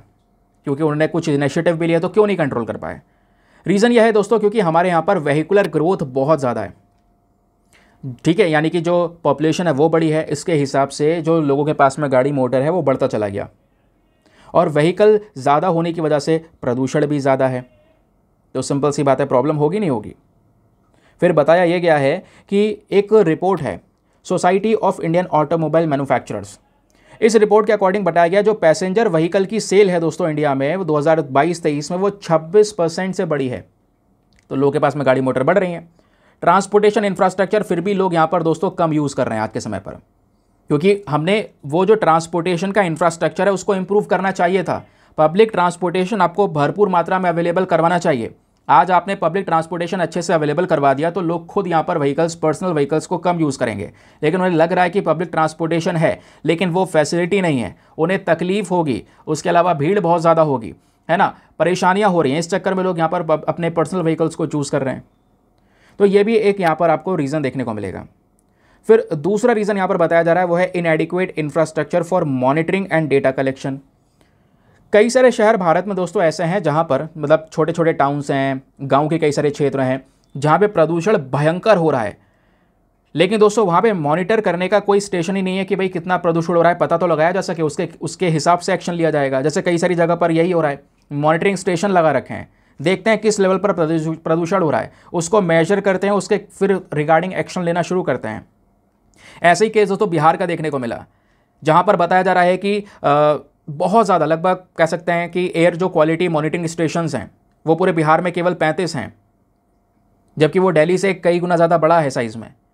तो यहाँ पर मॉनिटरिंग स्टेशंस होने हमारे लिए बहुत ज़्यादा ज़रूरी हैं। फिर एक और प्रॉब्लम है inconsistent implementation of NCAP। NCAP आपने एक प्रोग्राम शुरू किया था जिसका नाम है नेशनल क्लीन एयर प्रोग्राम, 2019 में लेकर आया गया था। इस प्रोग्राम का मेन पर्पज़ यही था कि आप PM 2.5 ये जो पर्टिकुलेट मैटर है इसको 20 से 30% कम कर देंगे 2040 तक। फिर बाद में आपने 2024 तक, फिर अभी 2024 आ ही गया, आपसे कम हुआ नहीं, तो आपने बोला इसको रिवाइज़ कर दिया कि 2026 तक चलो 40% कम कर देंगे। तो अभी तक दोस्तों जो आपके पास में प्रोग्राम्स हैं या जो पर्टिकुलर रूल्स आप लेकर आ चुके हैं उसको सही तरीके से इम्प्लीमेंट नहीं किया गया है। तो ये रीज़न है। कई सारे स्टेटमेंट तो ऐसे हैं, चाहे हम लोग बात करें विशाखापट्टनम की, चाहे बात करें बेंगलुरु की, तो यहाँ पर दोस्तों उन्होंने NCAP फंड्स में कुछ भी पैसा खर्च नहीं किया है, बहुत कम पैसा खर्च किया है। तो ये भी एक मेन रीज़न बन चुका है एयर पोल्यूशन का। ना अब क्वेश्चन ये है कि हम कौन कौन से तरीके अपना सकते हैं इस एयर पोल्यूशन को कंट्रोल करने के लिए। तो इस पॉइंट को कवर करने के साथ ही साथ हमारे इस टॉपिक के हर एक एस्पेक्ट क्लियर हो जाएंगे कि प्रॉब्लम क्या है, उसके पीछे का कारण क्या है, ना अब सोल्यूशन क्या है, क्या क्या तरीके हो सकते हैं इसको कंट्रोल करने के लिए। सबसे पहले बायोकार ब्रिगेड। कहने का मतलब है गांव वाले क्षेत्रों में दोस्तों सबसे पहले हमें ये रोकना होगा, क्योंकि वहाँ पर भी एक मेन रीज़न है जो ये केरोसिन वगैरह जलाई जा रही है जिससे कि प्रदूषण हो रहा है, और दूसरी बात उसी पे कुकिंग वगैरह की जा रही है जो हेल्थ के लिए भी खतरनाक है, स्पेशली जिसको हम इंडोर पोल्यूशन भी बोलते हैं।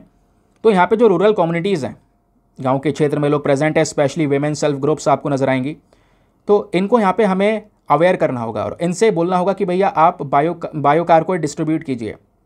जो ये क्या होता है, बेसिकली एक चारकोल की तरह प्रोडक्ट होता है जिसको हम कैसे बनाते हैं, जो ऑर्गेनिक वेस्ट होता है उसको जलाकर बनाते हैं एक कंट्रोल्ड एनवायरनमेंट में। तो ये हमारा पोल्यूशन का सोर्स नहीं है। तो आप यहाँ पर इसी को मिक्स कर सकते हैं मिट्टी के साथ में, अपने मिट्टी के उपजाऊपना को बढ़ाने के लिए, कार्बन को थोड़ा और कैप्चर करने के लिए इसको एज अ फ्यूल सोर्स इस्तेमाल किया जा सकता है। तो जो भी लकड़ी जलाकर जिस पे कुकिंग वगैरह हो रही है उसकी जगह आप ये इस्तेमाल कर सकते हैं, तो ये करना होगा। उसके अलावा प्रधानमंत्री उज्ज्वला योजना जो है, इनको जो LPG सिलेंडर्स है वो डिस्ट्रीब्यूट करने होंगे, डिस्ट्रीब्यूट उन्होंने किए हैं, बट इसको बड़े लेवल पर इंप्लीमेंट करना होगा इस प्रोग्राम को, समझ गए। तो ये कर सकते हैं। दूसरा, अर्बन फॉरेस्ट कैनोपी कवर को हमें इंक्रीज़ करना होगा। कहने का मतलब है कि शहरों वाले क्षेत्रों की दोस्तों जब हम लोग बात करते हैं तो यहाँ पर फिर भी इंफ्रास्ट्रक्चर ही इंफ्रास्ट्रक्चर भरा हुआ है। तो यहाँ पर हमें थोड़ा सा ग्रीन स्पेसेस बढ़ाने होंगे, थोड़े पार्क्स वगैरह बनाने होंगे, जिससे अच्छी तरीके से जो नेचर है वहाँ पर ठंडक बनी रहे। तो जैसे एग्जाम्पल है दोस्तों ब्राज़ील के अंदर, ब्राज़ील में एक जगह है क्यूरिटिबा। तो इसको जाना जाता है कि यहाँ पर जो शहर की प्लानिंग की गई है, जो इंफ्रास्ट्रक्चर बनाया है वो बहुत ही ज़्यादा यूनिक है। इन्होंने स्पेशल फोकस किया है ग्रीन स्पेसेस के ऊपर में। पूरे शहर में काफ़ी हरियाली भी है। वैसे आज के शहर अगर आप छत पर चढ़ के देख जाओगे तो कहीं पर एक पेड़ भी नहीं मिलेगा, या बहुत ना के बराबर मिलेंगे, और वो भी कुछ सालों बाद जाने वाले हैं। तो ये रीज़न यहाँ पर आपको देखने को मिलेगा। फिर है national air quality awareness corps. ये भी दोस्तों एक सोल्यूशन हो सकता है। कैसे भाई? यहाँ पर आपने एक वर्ड देखा अवेयरनेस, इसका मतलब लोगों को जागरूक करना। इस प्रकार की बॉडी बनाओ, यहाँ पर कुछ ट्रेंड वॉलंटियर्स प्रोफेशनल्स को हायर करो, और वो सब क्या करेंगे, ग्रास रूट लेवल पर, ग्राउंड लेवल पर लोगों के बीच में जागरूकता फैलाएंगे इस एयर पोल्यूशन को लेकर, कम्युनिटीज़ को एजुकेट करेंगे। जो सिटीजन्स का एंगेजमेंट है पोल्यूशन को कम करने के लिए, उसमें यहाँ पर लोगों को प्रमोट किया जाएगा कि भाई आइए आप हमारे साथ मिलकर इस प्रकार के प्रदूषण को कंट्रोल करने के ऊपर फोकस कीजिए। समझ गए? तो ये पूरा मुद्दा निकल कर आया। अब दोस्तों इसी मुद्दे के बेसिस पर आपके सामने आज का एक मेंस का क्वेश्चन है। देखते हैं आप अपने पॉइंट ऑफ व्यूज को किस तरीके से व्यक्त करते हैं रिगार्डिंग दिस इशू। क्वेश्चन यह है, assess the primary source of air pollution in urban areas of India and propose actionable measures to combat the rising pollution level. ठीक है, आपने ये बताना है कि जो मेन सोर्स है, मेन कारण है एयर पोल्यूशन का शहर वाले क्षेत्रों में, वो क्या है, प्लस आप क्या क्या तरीके लेकर चल सकते हैं जिससे इस बढ़ते हुए प्रदूषण को कंट्रोल किया जाए। साथ ही साथ में आपको इसका एक और मूल्यांकन करना होगा कि जो टेक्नोलॉजिकल एडवांसमेंट है और जो पब्लिक अवेयरनेस है, इसका कितना महत्वपूर्ण रोल हो सकता है एयर पोल्यूशन के मामले में इम्प्रूवमेंट्स लाने के लिए। तो बताइए, एक बार हिंदी में रीड कर देता हूँ। तो क्वेश्चन है, भारत के शहरी क्षेत्रों में वायु प्रदूषण के प्राथमिक स्रोतों का आकलन करें और बढ़ते प्रदूषण स्तर से निपटने के लिए कार्रवाई योग्य उपाय प्रस्तावित करें। वायु गुणवत्ता के दीर्घकालिक सुधार प्राप्त करने के तकनीकी प्रगति और जन जागरूकता की भूमिका का मूल्यांकन करें। 250 शब्दों में आंसर लिखने के बाद में सबमिट कहाँ पे करना है पहले बता चुका हूँ, जहाँ पे मैंने आपको पहला वाला मेंस का क्वेश्चन दिया है। तो आज 2 क्वेश्चन हो गए आपके पास में, और चलिए आगे आते हैं फिर तीसरे आर्टिकल पर। सॉरी, आर्टिकल शायद चौथा या 5वां है। Again very very important news article. क्या बात हो रही है?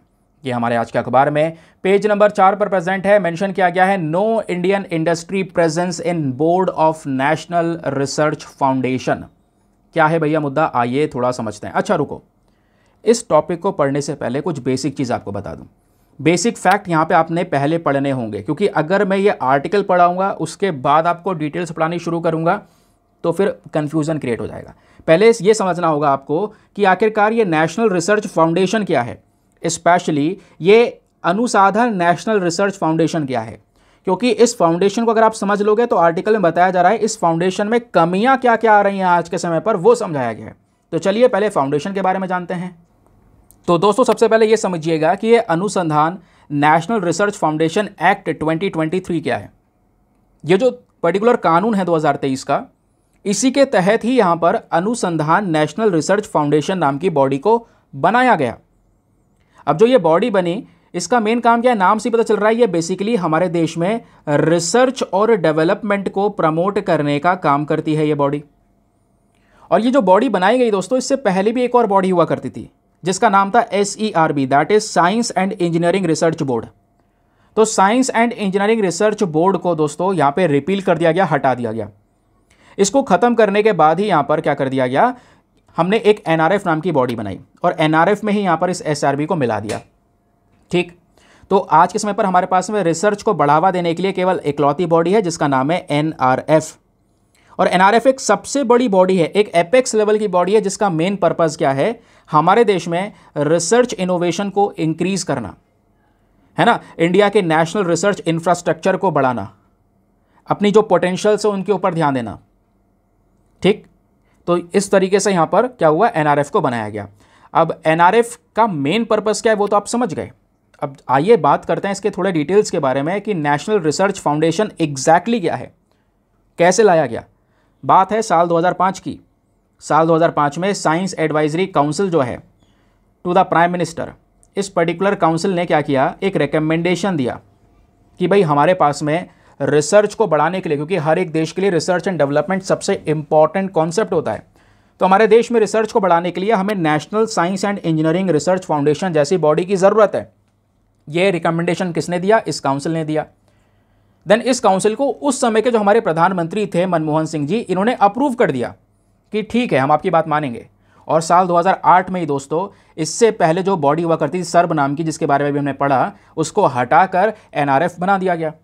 अब एनआरएफ हमारे पास में आज के समय पर एक सबसे बड़े लेवल की बॉडी है जिसका मेन काम है रिसर्च को बढ़ावा देना।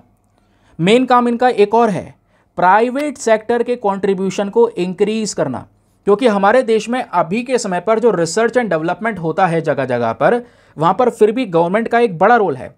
तो गवर्नमेंट के रोल के साथ साथ दोस्तों प्राइवेट सेक्टर का कंट्रीब्यूशन को इंक्रीज करना, ये हमारा एक मेन पर्पस है। उसके अलावा इंश्योर करना कि जो सरकारी फंड्स हैं वो आपके स्टेट यूनिवर्सिटीज कॉलेजेस तक प्रॉपर तरीके से जाएं रिसर्च एंड डेवलपमेंट के ऊपर, जो कि नहीं जा रहे हैं, जिसकी वजह से स्टेट यूनिवर्सिटीज को बढ़िया फायदा नहीं मिल पा रहा है।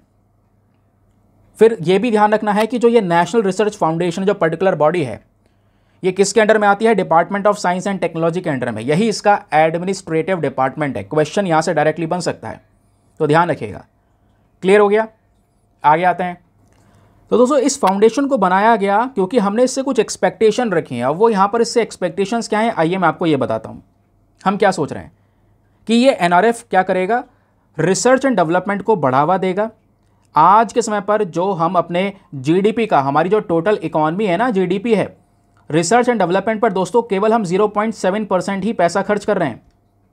तो हमारा मेन पर्पज़ है, जब हम एनआरएफ बना दिए हैं तो एनआरएफ का मेन पर्पज़ ये होगा कि 0.7% के खर्चे को बढ़ाया जाए और 2030 तक कम से कम भारत अपने R&D पर जीडीपी का 2% तो कम से कम खर्च करना ही चाहिए ना। इसके लिए एनआरएफ आया है। और इंडिया का मेन पर्पज़, इंडिया का जो शेयर है दुनिया के साइंटिफिक पब्लिकेशंस में, उसको यहां पर इंक्रीज करने के लिए एनआरएफ बनाया गया। तो एनआरएफ की जरूरत क्या है? एक्सपेक्टेशन ये समझ गए कि हमने क्यों बनाया। अब जरूरत क्या है, क्यों बनाना पड़ा? ये भी जरूरत थी, वरना बनाते नहीं। अब जरूरत इसलिए है दोस्तों क्योंकि हमारे रिसर्च एंड डेवलपमेंट पर इन्वेस्टमेंट लगातार डिक्लाइन हो रहा है। जैसे मैंने आपको बताया, हम अपने जीडीपी का केवल 0.7% खर्च कर रहे हैं, जबकि ये बहुत कम है दोस्तों। दुनिया को देखोगे तो बहुत आगे है। अमेरिका जीडीपी का 2.8% अपना केवल रिसर्च एंड डेवलपमेंट पर खर्च कर रहा है। China 2.1%, Israel 4.3%, south Africa 4.2%। तो ये अगर हम एक एवरेज भी निकालें, चलो ये कुछ कंट्रीज है जो स्पेशल तरीके से ज़्यादा खर्च कर रही है, इकॉनमी ज़्यादा है, लेकिन अगर हम वर्ल्ड का एवरेज भी निकालें सबका मिलाकर, तो ज़्यादातर मैक्सिमम कंट्रीज दोस्तों अपने जीडीपी का 1.8% तो खर्च कर ही रही है रिसर्च एंड डेवलपमेंट पर, जबकि भारत केवल 0.7% खर्च कर रहा है। इसी को बढ़ाने के लिए यहाँ पर एनआरएफ नाम की बॉडी बनाई गई। यह आउटपुट हमारे देश में कम है। और ये कैसे पता चलता है? पेटेंट फाइल की एप्लीकेशन से। पेटेंट क्या होता है दोस्तों? आप एक नया आविष्कार करो, आपने कोई नई चीज़ बनाई है, उस पर क्या ले लेते हो आप? कॉपीराइट की, इसको कोई कॉपी ना कर ले, कॉपी करके अपना ना बताने लगे, इसलिए पेटेंट ले लिया जाता है। कोई आपने कुछ लिखा है तो उस पर कॉपीराइट ले लेते हैं, है ना। तो यहाँ पे बोला यह गया है कि चाइना लगातार पेटेंट पे पेटेंट फाइल कर रहा है। 1.538 मिलियन पेटेंट्स एप्लीकेशन फाइल हुई हैं चाइना की साइड से। आप ये इमेजिन कीजिए, यूएसए ने 6,05,571 एप्लीकेशंस फाइल किए हैं पेटेंट में, जबकि इंडिया ने केवल 45,000 पेटेंट्स फाइल हुए हैं भारत से, और वो भी ज़्यादातर जो नॉन रेसिडेंट इंडियंस हैं उनकी साइड से। तो कहोगे इसका मतलब क्या है? इसका मतलब यह है रिसर्च डेवलपमेंट देश में नहीं हो रहा है। कैसे भाई? क्योंकि जब आप आविष्कार करोगे तो आविष्कार के पीछे बहुत सारा रिसर्च एंड डेवलपमेंट लगता है। बिना रिसर्च की कोई इनोवेशन हो सकता है? नहीं हो सकता। बिना रिसर्च से कोई पढ़ा भी नहीं सकता। अब ये जो आपको पढ़ाया जा रहा है, पीछे बहुत सारा रिसर्च लगा है, डेटा लगा है, तो ज़रूरी होता है ये, समझ गए। तो अब क्या हो रहा है दोस्तों? जब तक रिसर्च नहीं होगा तब तक इनोवेशन नहीं होगा, और अपने जब आप आविष्कार करोगे तभी तो पेटेंट लोगे, उस पर पेटेंट फाइल करवाओगे। तो वही तो बताया गया। इंडिया में दोस्तों यहाँ पे पेटेंट एप्लीकेशन बहुत ही ज़्यादा मिनिमम देखने को मिलेंगे, जबकि दूसरे कंट्रीज़ में ज़्यादा है, क्योंकि हमारे देश में रिसर्च को लेकर अपॉर्चुनिटीज़ नहीं है, बहुत कम है। वो यहाँ पे हमें इंप्रूव करने की ज़रूरत है, इसके लिए ये बॉडी आई है। फिर दोस्तों एक सबसे इंपॉर्टेंट पॉइंट क्या है कि प्राइवेट सेक्टर का इन्वॉल्वमेंट हमारे देश में बहुत ज़्यादा कम है। कहने का मतलब है 56% जो रिसर्च एंड डेवलपमेंट का खर्चा हो रहा है वो केवल सरकार दे रही है, यानी डायरेक्टली गवर्नमेंट दे रही है, और 35% प्राइवेट सेक्टर से हो रहा है, जबकि प्राइवेट सेक्टर से ज़्यादा होना चाहिए था। इजराइल का एग्जाम्पल दिया गया, इजराइल में 88% खर्चा रिसर्च डेवलपमेंट पर प्राइवेट सेक्टर कर रहा है। चाइना में प्राइवेट सेक्टर का एक बड़ा दबदबा है। हमारे यहाँ पर नहीं है। उसी चीज़ को इम्प्रूव करना है, उसके लिए एनआरएफ आया। लेकिन अब आओ आर्टिकल पर। ये आपने समझ लिया एनआरएफ क्या है, कैसे बना और क्यों लाया गया, क्या एक्सपेक्टेशन है। लेकिन एनआरएफ सही तरीके से काम नहीं कर रहा है, वही तो इस आर्टिकल में बताया गया। बताया ये गया है कि भाई ये फाउंडेशन तो आ गया, लेकिन no Indian industry presence in the board of national research foundation. जो एनआरएफ का बोर्ड बना है जो कि आरएनडी पर काम करेगा, उसमें कोई इंडियन इंडस्ट्री प्रेजेंट है ही नहीं। बताया गया ज़्यादातर जो लोग हैं एजुकेशन से बहुत कम लोग आ रहे हैं और जो सब बाहर के हैं, ज़्यादातर एनआरआईज आपको नजर आएंगे। तो जो एग्जीक्यूटिव एंड गवर्नमेंट बोर्ड है एनआरएफ का, ये एक हाई लेवल बॉडी है जो कि डायरेक्शन देगी कि हमारे देश में रिसर्च किस लेवल से होना है। लेकिन उसी बॉडी में इंडिया का इंडस्ट्री का रिप्रेजेंटेशन ही नहीं होगा, तो आप रिसर्च के लिए किसको गाइड करोगे जब आपने इंडियन इंडस्ट्री का ही रिप्रेजेंटेशन नहीं रखा है। तो प्लस बताया गया यहाँ पे कोई भी स्टेट यूनिवर्सिटीज़ का प्रेजेंस नहीं है इस बोर्ड में, है ना। अब स्टेट यूनिवर्सिटीज़ को बड़ा फायदा मिलना है, इसलिए तो हमने एनआरएफ बनाया था, बट यहाँ पर कोई है ही नहीं स्टेट यूनिवर्सिटीज़ का रिप्रेजेंटेशन। प्लस जो इंडियन इंडस्ट्री है दोस्तों, उनका एक बहुत बड़ा एब्सेंस नजर आएगा। जो ये एक्ट पास हुआ है पिछले साल, उसमें ये बताया गया। फिर इंडियन इंडस्ट्री के साथ साथ दोस्तों बताया ये जा रहा है कि इसको लेकर जो डिस्कशन है वो पिछले साल हुए थे, और अब की बार यहाँ पर इसके अपॉइंटमेंट को अगर आप देखेंगे तो प्राइम मिनिस्टर दोस्तों जहाँ पर गया है इसको हेड करने वाले हैं, वो नॉमिनेट और अपॉइंटमेंट करेंगे। 5 मेंबर्स अपॉइंट किए जाएंगे बिजनेस ऑर्गेनाइजेशन से, ठीक है। बिजनेस ऑर्गेनाइजेशन जो है वहाँ से 5 मेंबर्स को अपॉइंट किया जाएगा इस बोर्ड में। तो इसमें जो 15 मेंबर्स हैं, यानी कि जो पूरा बोर्ड बनाया गया है एनआरएफ का, इसमें टोटल 15 मेंबर्स हैं। और वो जो 15 मेंबर्स को नोटिफाई किया है हमारे ministry of science and technology ने, ज़रा उसमें सुनिए कौन कौन है। उन 15 में से केवल एक ही व्यक्ति इंडस्ट्रियलिस्ट है, ठीक, केवल एक व्यक्ति इंडस्ट्रियलिस्ट है। उसके अलावा यहाँ पर आप कह सकते हैं कि 2 और जो अमेरिकन विद इंडियन रूट्स के साथ में जो अमेरिकन है, स्पेशली वो अमेरिका में रह रहा है, भारत में पैदा हुआ है, तो ऐसे 2 व्यक्ति को यहाँ पर रखा गया है यूनिवर्सिटी के एस्पेक्ट में, है ना। फिर उसके अलावा 2 यूनिवर्सिटीज़ यहाँ पे रिप्रेजेंट कर रही हैं, उनके यूनिवर्सिटीज़ के जो डायरेक्टर्स हैं, है ना, specially Indian institute of science हो गया, Tata institute of fundamental research हो गया, इसके डायरेक्टर्स यहाँ पर रिप्रेजेंट कर रहे हैं। तो अगेन एजुकेशन के मामले से जो रिप्रेजेंटेशन है वो बहुत कम है, ये बताया गया है। और एनआरएफ को, यानी इस पर्टिकुलर अनुसंधान नेशनल रिसर्च फाउंडेशन को इसलिए बनाया गया था ताकि हम प्रॉपर तरीके से जो खर्चे हैं कहाँ कहाँ पर होने हैं, किस तरीके से रिसर्च को बढ़ावा देना है, और हर एक सेक्टर को ध्यान में रखने के लिए बनाया था, चाहे वो साइंस हो, इंजीनियरिंग हो, इंफॉर्मेशन टेक्नोलॉजी हो, लिबरल आर्ट्स हो, सोशल साइंस हो, सब जगह पे स्पेशल फोकस किया गया था। लेकिन यहाँ पर दोस्तों जो बोर्ड है उसमें ही मेंबर्स का रिप्रेजेंटेशन सही से नहीं है, तो कैसे काम होगा वही यहाँ पर क्वेश्चनिंग की गई है। समझ गए, ध्यान रखिएगा इसके बारे में। चलें आगे आए, नेक्स्ट आर्टिकल पर आते हैं। फिर पेज नंबर 6 पर कुछ और इंपॉर्टेंट न्यूज़ आर्टिकल्स आपको देखने को मिलेंगे दोस्तों। बात हो रही है असम फ्लड की। देखिए इस आर्टिकल को कोई कवर नहीं करता है, लेकिन हर साल असम में बाढ़ आती है और ज़्यादा कोई डिस्कशन होते नहीं है। इस बार भी यह हुआ है, असम में एक भयंकर बाढ़ आई है जिसकी वजह से 8 लोगों की जान गई है और मरने वालों की संख्या दोस्तों 46 है। आप ये इमेजिन कीजिए कि बाढ़ इतनी खतरनाक है कि 16.25 लाख लोगों की जो ज़िंदगी है वो पूरी तरह से अफेक्ट हुई है। इतने लोग अफेक्ट हो चुके हैं इस बाढ़ की वजह से। ये असम की फ्लड का सेकेंड वेव था जिसकी वजह से 8 लोगों की जान गई। लगातार तबाही हुई हैं, इसके बारे में थोड़ा सा इन्फॉर्मेशन लोगों को देना ज़रूरी है ताकि तुरंत एक्शन लिया जा सके। जो हमारे चीफ मिनिस्टर हैं हेमंत बिस्वा शर्मा जी असम के, वो अभी फ्लड हिट एरियाज़ में जा रहे हैं और एक्शन लेने की बात की गई है कि जो डिस्ट्रिक्ट्स हैं वहाँ पे लोगों को प्रॉपर तरीके से शिफ्ट किया गया है। कई हज़ारों लोगों को अभी एक रिलीफ कैंप में शिफ्ट कर दिया गया है, बट जो बर्बादी हुई है उसको भी यहाँ पर जल्द से जल्द रिकवर करना बहुत ही ज़्यादा ज़रूरी है। लोग यहाँ पे आप देख पाएंगे अपने घर को छोड़ कर, अपने सामान ले लेकर यहाँ पर जो भी है कट्टों में भर के जो एक सेफ़ एरियाज़ है वहाँ पर तुरंत पहुँच रहे हैं। क्यों? क्योंकि बाढ़ का स्तर बढ़ चुका है और आगे मतलब एक बताया जा रहा है कि और बढ़ सकता है।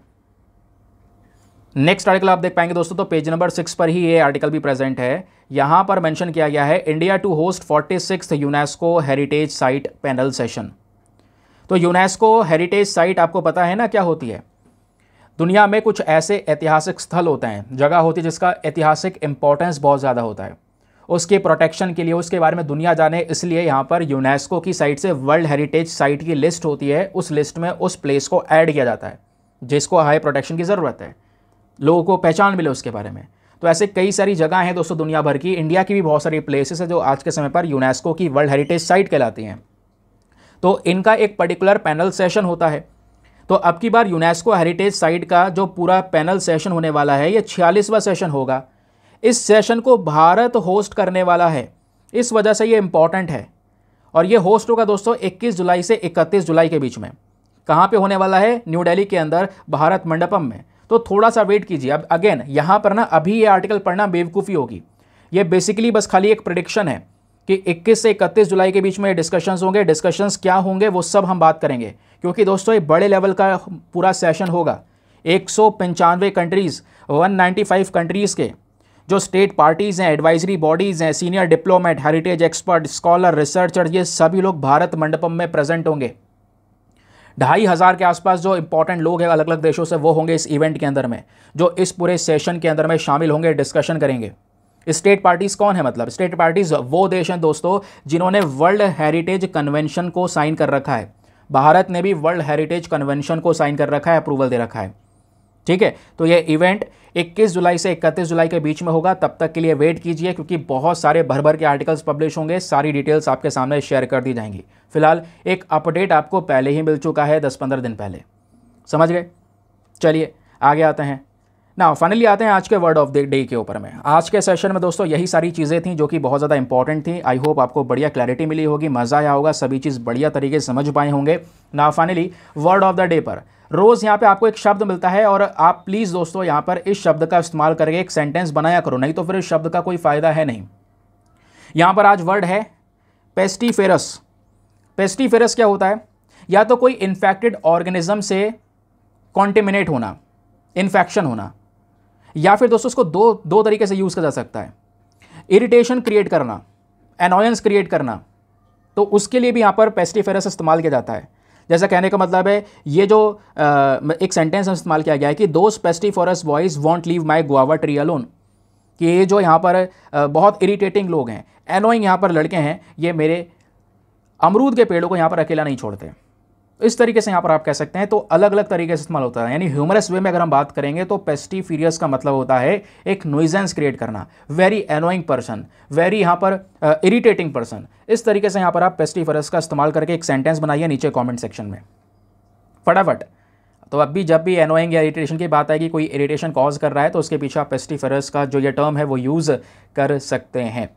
चलिए दोस्तों आगे आते हैं प्रैक्टिस क्वेश्चन पर। तो स्टार्टिंग में आपसे एक क्वेश्चन पूछा गया था कोकिंग कोल से रिलेटेड। कल मैंने आपको कोकिंग कोल के बारे में पढ़ाया था, याद होगा, लेकिन पहला पॉइंट मैंने ज़्यादा सही से बताया नहीं था, तो आपको यहीं पर बता देता हूँ। क्या भारत सबसे बड़ा इंपोर्टर है कोकिंग कोल का वर्ल्ड में? जी बिल्कुल सही बात है, पहला स्टेटमेंट सही है। दूसरा स्टेटमेंट सही है? कहोगे नहीं, दूसरा तो हमें पता है गलत है। क्या ऑस्ट्रेलिया दोस्तों सबसे बड़ा कोकिंग कोल एक्सपोर्टिंग कंट्री है भारत के लिए? नहीं, ऑस्ट्रेलिया नहीं है, सॉरी ऑस्ट्रेलिया बोल रहा हूँ, मंगोलिया नहीं है, ऑस्ट्रेलिया है। ठीक है, मैंने यहाँ पर सीधा आंसर ही बोल दिया। मंगोलिया ऐसा देश है? नहीं नहीं नहीं, मंगोलिया तो अभी बेसिकली हमने एक नया सोर्स देखा है, इसी वजह से आर्टिकल का डिस्कशन हुआ था। मंगोलिया एक नया देश हम देख रहे हैं जिससे ये कोकिंग कोल मंगाएंगे हम। ऑस्ट्रेलिया से पहले ही मंगा रहे हैं, तो ऑस्ट्रेलिया अभी भी सबसे ज़्यादा कोकिंग कोल एक्सपोर्ट करता है हमें। तो दूसरा वाला तो सही है, लेकिन पहला वाला दोस्तों गलत है। इस वजह से यहाँ पर सॉरी दूसरा क्या बोल रहा हूँ यार मैं, दूसरा वाला यहाँ पर गलत है, पहला वाला सही है। तो यहाँ पर इसकी वजह से यहाँ पे option number A 1 only is the correct answer. ठीक है, तो आपका स्टेटमेंट 1 जो है वो करेक्ट हो गया, क्योंकि India world second largest steel maker है, स्टील बनाते हैं और स्टील बनाने के लिए कोकिंग कोल का इस्तेमाल होता है। कल पढ़ाया था, तो largest importer of coking coal is India. Second वाला गलत है, क्योंकि दोस्तों सबसे ज़्यादा जो कोकिंग कोल हम आज के समय पर मंगा रहे हैं वो ऑस्ट्रेलिया, यूएस या रशिया से आ रहा है। मंगोलिया से भी बातचीत शुरू हुई है कि हम उनसे कोकिंग कोल मंगाएंगे। चलिए आगे आते हैं और करते हैं अपने सेशन को समाप्त। क्लियर हुआ दोस्तों? अगर क्लियर हुआ हो, सारी चीज़ें सही तरीके से समझ में आई हो, आपको लग रहा हो हाँ वाकई में कुछ न्यूज़पेपर एनालिसिस हो रहा है, तो प्लीज़ आप वीडियो को लाइक करके सपोर्ट कर सकते हैं। दोस्तों के साथ में शेयर किया करो यार, ज़रूरी है इन सेशंस को ज़्यादा से ज़्यादा फैलाना। बाकी जो मॉर्निंग वाला वीडियो कई सारे लोग मुझसे रिक्वेस्ट कर रहे थे, तो उन सभी लोगों के लिए कल से मैं मॉर्निंग वाला वीडियो लाने की कोशिश करूँगा। मॉर्निंग में ही जल्द से जल्द यहाँ पर वो वीडियोज़ आ जाया करेंगे जिसमें आपके प्रैक्टिस क्वेश्चन होते हैं। ठीक है, चलिए खैर मिलते हैं आपसे अगले वीडियो में। आज के लिए bye bye, have a nice day, thank you and जय हिंद।